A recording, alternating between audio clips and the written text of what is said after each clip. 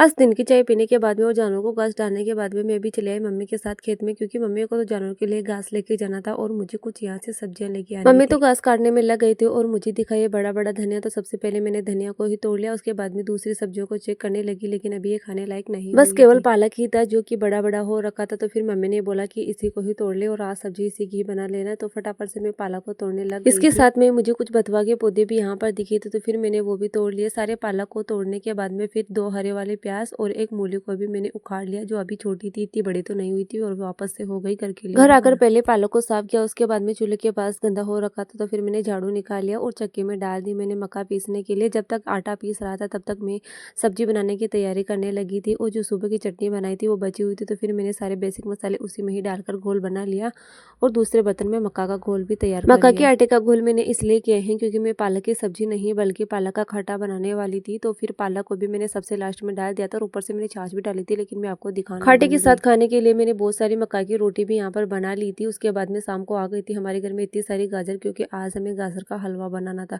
खाना खाने के बाद सब कामों से फ्री होने के बाद में फिर हम लगे थे गाजर का हलवा बनाने, और आधे घंटे की मेहनत के बाद ये हलवा बनकर तैयार